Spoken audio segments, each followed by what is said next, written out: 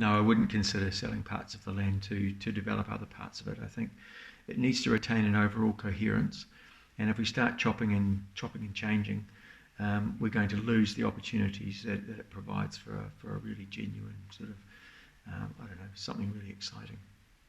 I think the options for flat water activities are really around kayaking and boating on the river. I don't think that there should be major development that detracts from the natural setting. So I wouldn't support rowing, but I think other activities that people can enjoy along. Well, I think this would be a major attraction for tourists. I can't think of any other city in the world where you have what I hope will be a native forest from the centre of the city right out to the shore. I think it's a fantastic opportunity, and I think it will attract people itself.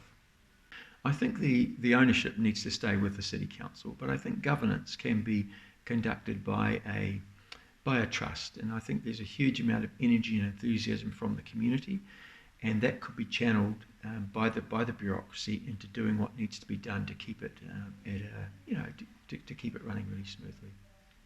Well, the vision that I have is for a native forest from the centre of the city right out to the sea, and if that's the core of what's there, then there are other things, activities that can be added on along the way that I think would be fantastic. Bike riding on the water, and I think the council has a role over time of funding that.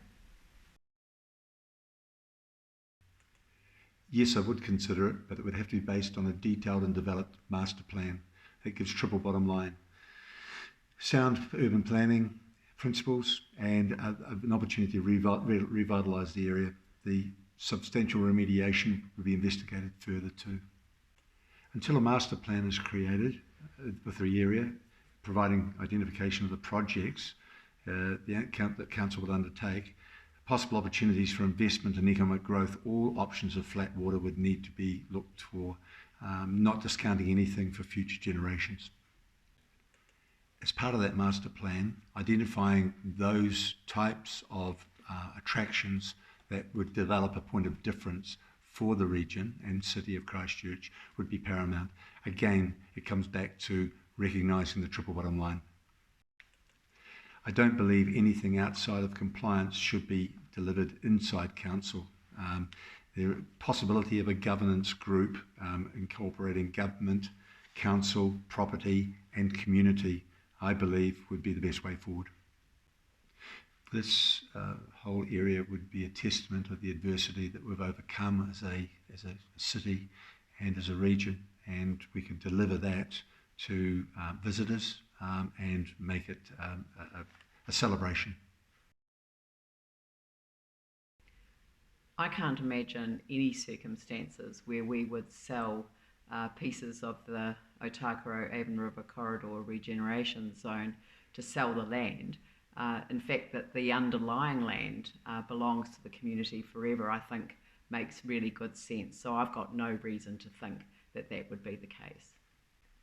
I think it's important that we do look at options for enhancing the flat water facility in terms of the Otakaro Avon River.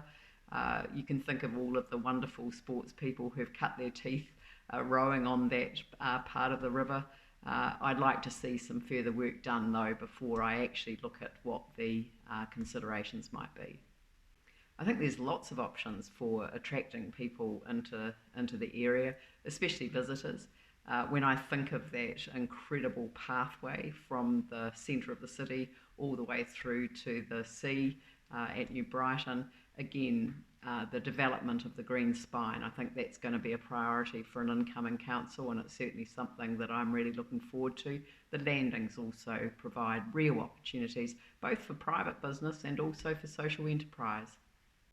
No decisions have been made about ownership and governance for the Otakaro Avon River Corridor. Personally, I favour a co-governance model. Obviously, Ngāi Tūhereri is the mana whenua, but I also would like us to see how the community could be engaged in the ownership side, but also the governance side as well. I think the transition is going to provide us with a great opportunity to trial a new way of actually doing it. If there's one word that I can think of in relation to the Otakaro Avon River Corridor, it is legacy. This is the legacy for future generations. It gives us as a council the opportunity to look at stormwater improvement, restore the ecological values of the river, but at the same time it gives us an enormous sense of opportunity for how that part of our city, the natural park that it will be,